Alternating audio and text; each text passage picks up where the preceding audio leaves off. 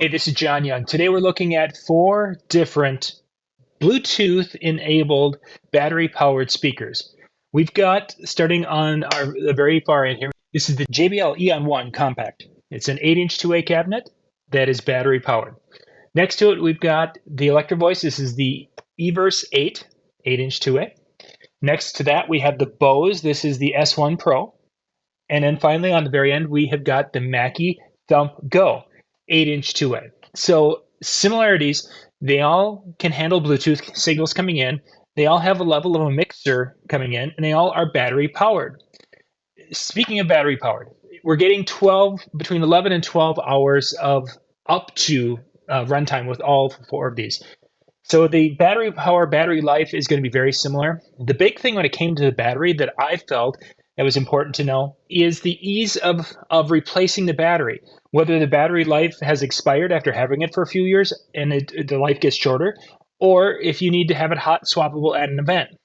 Of the units here, the easiest one, I think, you're looking at either the Everse or the JBL. The One Compact, you can basically do this without any tools. The Everse, you can do without tools. The Bose, you need to have a Phillips screwdriver.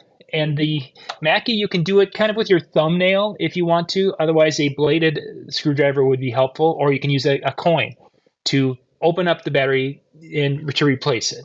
So easiest, next easiest, and probably the most difficult, but it's still fairly easy to replace the battery if you need to. And the idea behind, I think, the three of these is they're more hot swappable, meaning that you can have the battery on a charger. I mean, the JBL actually has it on the little promo webpage where you can go and buy a charger and have batteries charged up and you can just go hot swap back and forth. So that could be definitely an advantage if you are into that situation where you want to be hot swapping the batteries in the speakers. I mentioned they all have Bluetooth capability. Some of them will allow us to connect from one to the next via Bluetooth. The only one that really doesn't is the Bose. The Bose has the ability to get a Bluetooth to it, but it does not allow us to hook a second one up via the unit where you're pairing and doing that TWS, that true wireless stereo. In the Bose control app, you can actually have a second one put together so you can use them in a stereo configuration. But outside of the app, just as they sit here, I can't push buttons and make it connect to the next one. The Mackie, the EV, and the JBL can all connect to a second speaker, but using the app is kind of needed also for the JBL to really make it. It doesn't have an easy button on the back of it. Whereas on the back of the Electro Voice and the back of the Mackie, you can actually go and there's the pairing you can go through. And if you didn't have the app hooked up, you can pair these to the next, that TWS. These two, you're going to need the app to connect the additional speakers because there's nothing obvious on the back of it for connection. SPL, that's the loudness. The watts of what these are have in them is somewhat meaningless when it comes to the amplifiers. It's the volume. Now, the volume that they're going to have on the websites is kind of the calculated volume, calculated SPL. Of that, Bose has nothing. There's nothing. It doesn't say anything on their website. The others, they believe you have 112 SPL, 115 SPL, and 121. Again, these are calculated SPLs.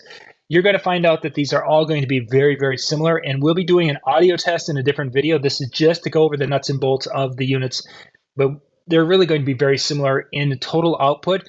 The time you're going to really notice something is when you're getting closer to that ceiling of their volume and hearing the speaker starting to, what some people refer to as fatigue. You may find that one is going to be a little stronger at that higher level for a longer time than some of the others. Input capability. All of them have multiple channels of input. It could be Bluetooth, it could be microphone, it could be a combination thereof, XLR connections, what have you. On the Thump, I'm just going to go and turn these around here so you can see this. You have, I believe we've got 2-channel on this one, and it's a little tough to see, but they're combo jacks that are here, and one of them is also the Bluetooth. Channel 2 is the Bluetooth channel.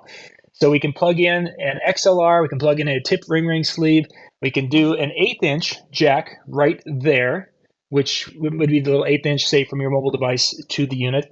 And there you are. The Bose has a little 3-channel. You've got your combo jacks, and then you've got a little 1/8-inch down here, and you've got Bluetooth, but you basically have a 3-channel input with the Bose.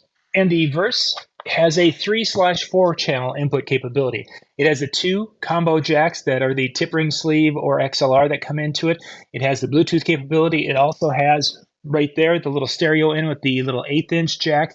So it has about similar inputs as the others. And finally, the EON One Compact here from JBL.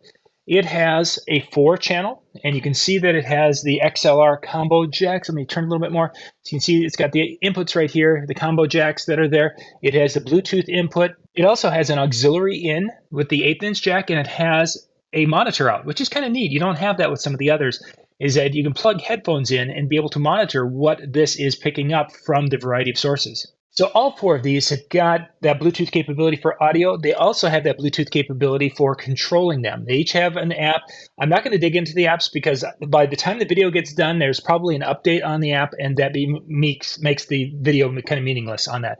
The idea is behind the apps is that you can control the sound quality. You can do some tweaking of it, EQing for lack of better. You can control the different channels that are here. You can connect to other speakers and monitor what's going on, are typically some of the things that the apps will allow you to do.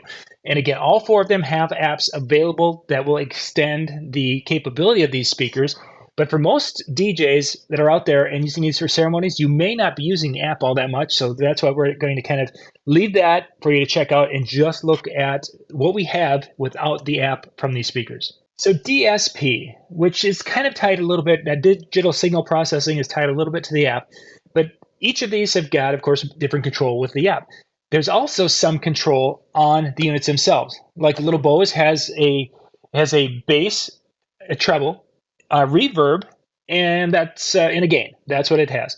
With the Everse, we have a little bit more control where we can go and we can actually select, and we have the gain on each channel, and then we have a master gain, which is kind of nice. On the JBL, we have most of the cool stuff with the DSP is dealt with the app, but it has the ability to go and adjust the channels, the gain on the channels, but we don't have a lot of ability on the box itself. We get into the Thump. The Thump has got a little bit more control. It actually has a button that we can kind of cycle through some different preset audio settings, which are kind of nice because some of them, as an example, one of them is to, if you have a sub, you just go click, click, click down to where the sub is, and it rolls off the low-end frequencies. So it has user control, user ability to do it from the box. You can adjust that sound really pretty easily with a couple of these, and the others maybe not as functional as we would really like to have. And the final part we're going to look at with this before we get into audio, and in the audio, you'll find the links for the video. We're going to look at these running a source, like coming from our mixer or our DJ controller. And I want to see what kind of sound quality we have and what kind of a SPL, what kind of decibel we can produce with that. Then we're going to do the same thing with Bluetooth and see how much we can get out of these and compare the boxes. So that'll be coming in a couple of different videos.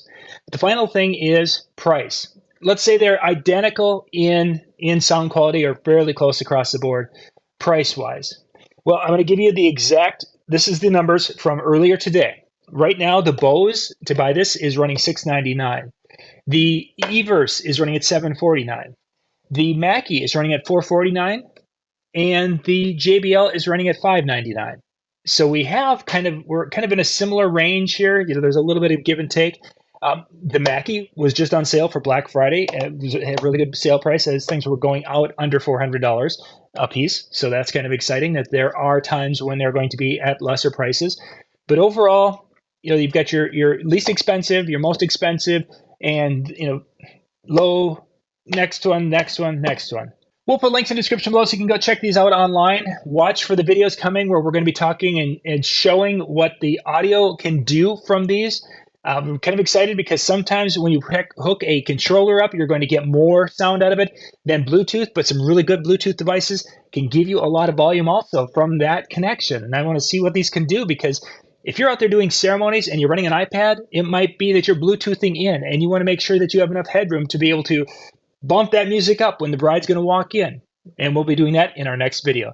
This is John Young. Thanks for watching.